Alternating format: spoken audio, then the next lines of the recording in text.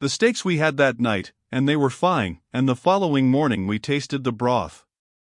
It seemed odd to be eating a creature that should, by all the laws of paleontology, have been extinct for several million years. It gave one a feeling of newness that was almost embarrassing, although it didn't seem to embarrass our appetites. Olsen ate until I thought he would burst. The girl ate with us that night at the little officer's mess just back of the torpedo compartment. The narrow table was unfolded, the 4 stools were set out, and for the first time in days we sat down to eat, and for the first time in weeks we had something to eat other than the monotony of the short rations of an impoverished U-boat. Nobbs sat between the girl and me and was fed with morsels of the plesiosaurus steak, at the risk of forever contaminating his manners. He looked at me sheepishly all the time, for he knew that no well-bred dog should eat at table, but the poor fellow was so wasted from improper food that I couldn't enjoy my own meal had he been denied an immediate share in it, and anyway Liz wanted to feed him. So there you are. Liz was coldly polite to me and sweetly gracious to Bradley and Olsen. She wasn't of the gushing type, I knew, so I didn't expect much from her and was duly grateful for the few morsels of attention she threw upon the floor to me. We had a pleasant meal, with only one unfortunate occurrence, when Olsen suggested that possibly the creature we were eating was the same one that ate the German. It was some time before we could persuade the girl to continue her meal, but at last Bradley prevailed upon her, pointing out that we had come upstream nearly 40 miles since the Boche had been seized, and that during that time we had seen literally thousands of these denizens of the river, indicating that the chances were very remote that this was the same plesiosaur. And anyway, he concluded, it was only a scheme of Mr. Olsen's to get all the steaks for himself. We discussed the future and ventured opinions as to what lay before us, but we could only theorize at best, for none of us knew. If the whole land was infested by these and similar horrid monsters, life would be impossible upon it, and we decided that we would only search long enough to find and take aboard fresh water and such meat and fruits as might be safely procurable and then retrace our way beneath the cliffs to the open sea. And so at last we turned into our narrow bunks, hopeful, happy and at peace with ourselves, our lives and our God, to awaken the following morning refreshed and still optimistic. We had an easy time getting away, as we learned later, because the saurians do not commence to feed until late in the morning. From noon to midnight their curve of activity is at its height, while from dawn to about 9 o'clock it is lowest. As a matter of fact, we didn't see one of them all the time we were getting under way, though I had the cannon raised to the deck and manned against an assault. I hoped, but I was none too sure, that shells might discourage them. The trees were full of monkeys of all sizes and shades, and once we thought we saw a man-like creature watching us from the depth of the forest. Shortly after we resumed our course upstream, we saw the mouth of another and smaller river emptying into the main channel from the south, that is, upon our right, and almost immediately after we came upon a large island 5 or 6 miles in length, and at 50 miles there was a still larger river than the last coming in from the northwest, the course of the main stream having now changed to northeast by southwest. The water was quite free from reptiles, and the vegetation upon the banks of the river had altered to more open and park-like forest, with eucalyptus and acacia mingled with a scattering of tree ferns, as though 2 distinct periods of geologic time had overlapped and merged. The grass, too, was less flowering, though there were still gorgeous patches mottling the greensward, and lastly, the fauna was less multitudinous. 6 or 7 miles farther, and the river widened considerably. Before us opened an expanse of water to the farther horizon, and then we sailed out upon an inland sea so large that only a shoreline upon our side was visible to us. The waters all about us were alive with life. There were still a few reptiles, but there were fish by the thousands, by the millions. The water of the inland sea was very warm, almost hot, and the atmosphere was hot and heavy above it.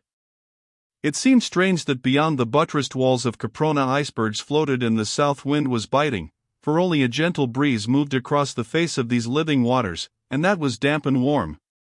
Gradually, we commenced to divest ourselves of our clothing, retaining only sufficient for modesty, but the sun was not hot. It was more the heat of a steam room than of an oven. We coasted up the shore of the lake in a northwesterly direction, sounding all the time. We found the lake deep and the bottom rocky and steeply shelving toward the center, and once when I moved straight out from shore to take other soundings we could find no bottom whatsoever. In open spaces along the shore we caught occasional glimpses of the distant cliffs, and here they appeared only a trifle less precipitous than those which bound Caprona on the seaward side. My theory is that in a far distant era Caprona was a mighty mountain, perhaps the world's mightiest mountain, and that in some titanic eruption volcanic action blew off the entire crest, blew thousands of feet of the mountain upward and outward and onto the surrounding continent, leaving a great crater, and then, possibly, the continent sank as ancient continents have been known to do, leaving only the summit of Caprona above the sea. The encircling walls, the central lake, the hot springs which feed the lake, all point to such a conclusion, and the fauna and the flora bear indisputable evidence that Caprona was once part of some great landmass. As we cruised up along the coast, the landscape continued a more or less open forest, with here and there a small plain where we saw animals grazing. With my glass I could make out a species of large red deer, some antelope, and what appeared to be a species of horse, and once I saw the shaggy form of what might have been a monstrous bison. Here was game aplenty.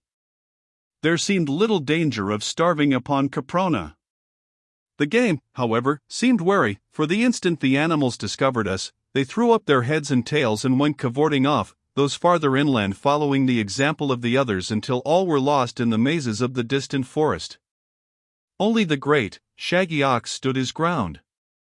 With lowered head he watched us until we had passed, and then continued feeding.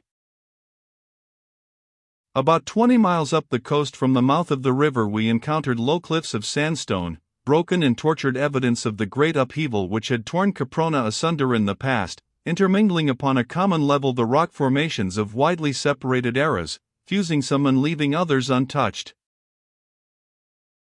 We ran along beside them for a matter of 10 miles, arriving off a broad cleft which led into what appeared to be another lake.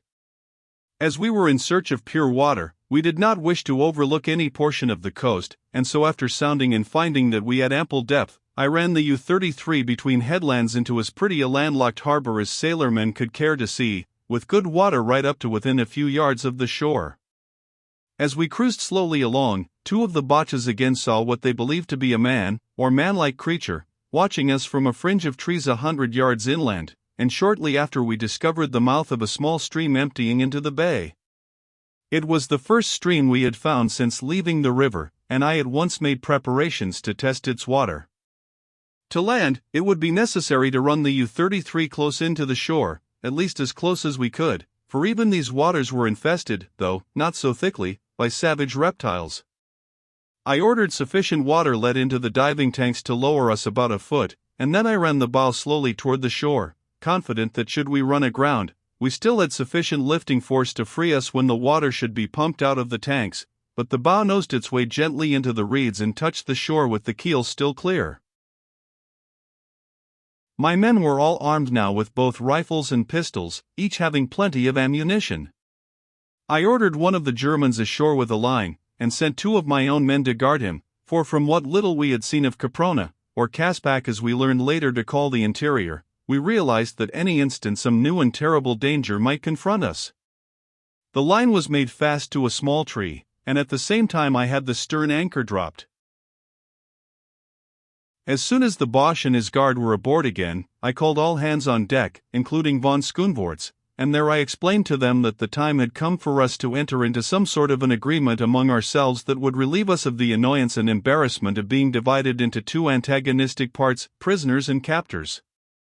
I told them that it was obvious our very existence depended upon our unity of action, that we were to all intent and purpose entering a new world as far from the seat and causes of our own world war as if millions of miles of space and eons of time separated us from our past lives and habitations.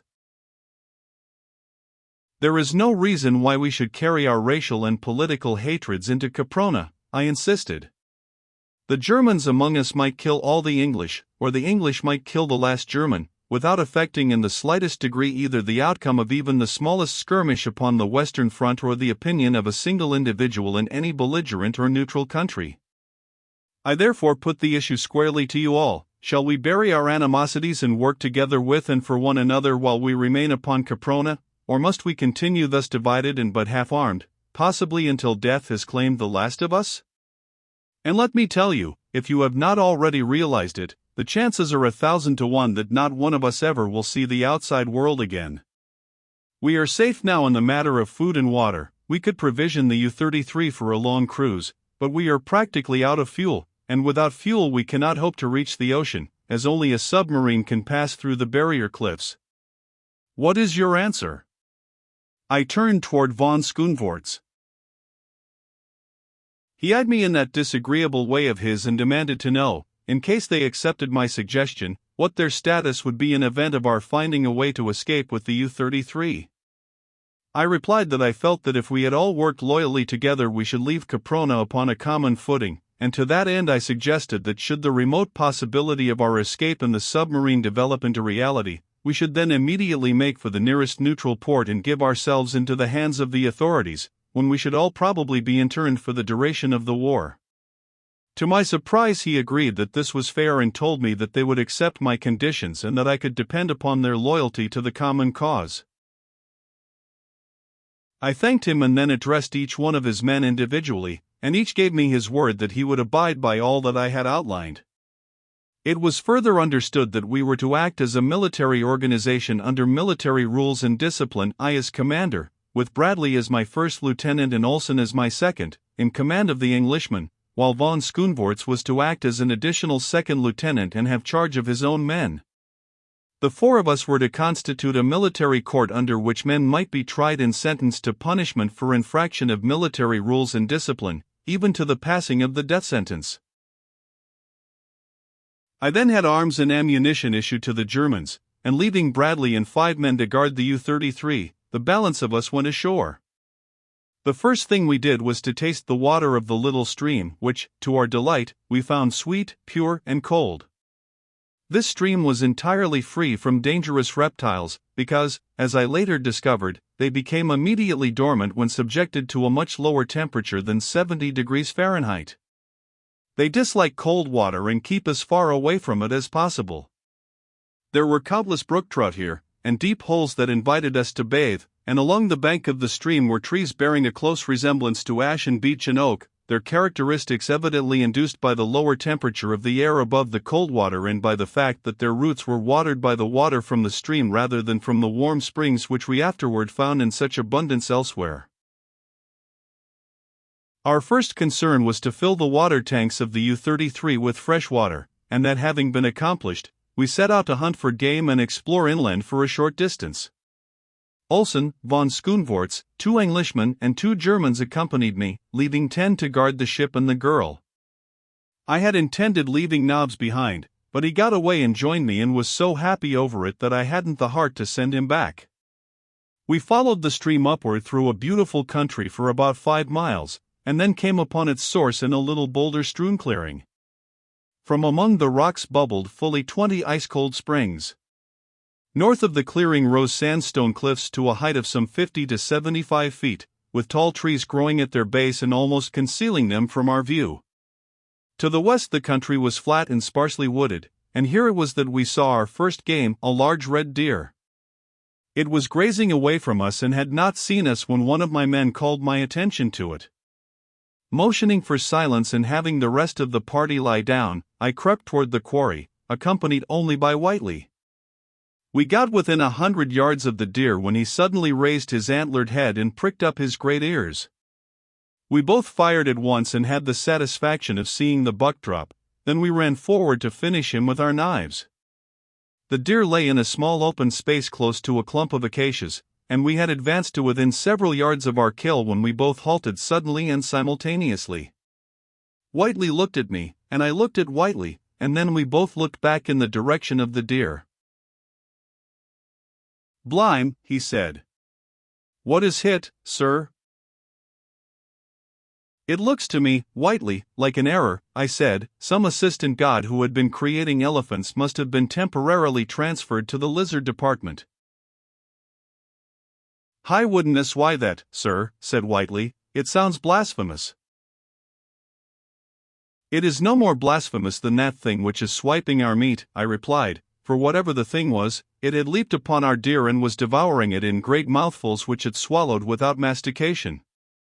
The creature appeared to be a great lizard at least 10 feet high, with a huge, powerful tail as long as its torso, mighty hind legs and short forelegs. When it had advanced from the wood, it hopped much after the fashion of a kangaroo, using its hind feet and tail to propel it, and when it stood erect, it sat upon its tail. Its head was long and thick, with a blunt muzzle, and the opening of the jaws ran back to a point behind the eyes, and the jaws were armed with long sharp teeth. The scaly body was covered with black and yellow spots about a foot in diameter and irregular in contour. These spots were outlined in red with edgings about an inch wide. The underside of the chest, body and tail were a greenish-white. "What's why we pot the bloomin' bird, sir?" suggested Whiteley. I told him to wait until I gave the word, then we would fire simultaneously, he at the heart and I at the spine. "Hat the bird, sir?" "Yes, sir," he replied, and raised his piece to his shoulder. Our shots rang out together. The thing raised its head and looked about until its eyes rested upon us, then it gave vent to a most appalling hiss that rose to the crescendo of a terrific shriek and came for us. "Beat it, Whiteley!" I cried as I turned to run. We were about a quarter of a mile from the rest of our party, and in full sight of them as they lay in the tall grass watching us. That they saw all that had happened was evidenced by the fact that they now rose and ran toward us, and at their head leaped Nobbs. The creature in our rear was gaining on us rapidly when Nobbs flew past me like a meteor and rushed straight for the frightful reptile. I tried to recall him, but he would pay no attention to me, and as I couldn't see him sacrificed, I, too, stopped and faced the monster. The creature appeared to be more impressed with Nobbs than by us and our firearms, for it stopped as the Airedale dashed at it growling, and struck at him viciously with its powerful jaws. Nobbs, though, was lightning by comparison with the slow-thinking beast and dodged his opponent's thrust with ease. Then he raced to the rear of the tremendous thing and seized it by the tail. There Nobbs made the error of his life. Within that mottled organ were the muscles of a titan, the force of a dozen mighty catapults, and the owner of the tail was fully aware of the possibilities which it contained. With a single flip of the tip it sent poor Nobbs sailing through the air 100 feet above the ground, straight back into the clump of acacias from which the beast had leaped upon our kill, and then the grotesque thing sank lifeless to the ground.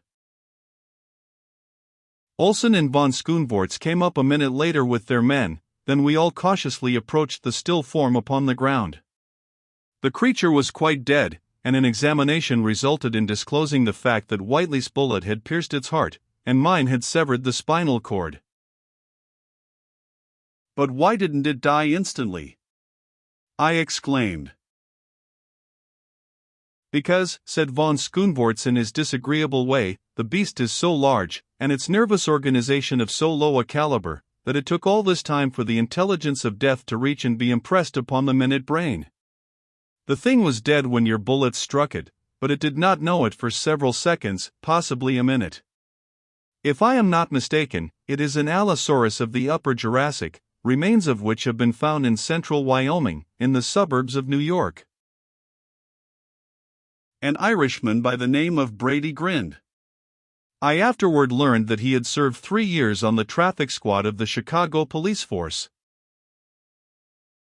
I had been calling Nobbs in the meantime and was about to set out in search of him, fearing, to tell the truth, to do so lest I find him mangled and dead among the trees of the acacia grove, when he suddenly emerged from among the boles, his ears flattened, his tail between his legs and his body screwed into a suppliant S. He was unharmed except for minor bruises, but he was the most chastened dog I have ever seen. We gathered up what was left of the red deer after skinning and cleaning it, and set out upon our return journey toward the U-boat. On the way Olsen, von Schoenvorts, and I discussed the needs of our immediate future, and we were unanimous in placing foremost the necessity of a permanent camp on shore. The interior of a U-boat is about as impossible and uncomfortable an abiding place as one can well imagine, and in this warm climate, and in warm water, it was almost unendurable. So we decided to construct a palisade camp.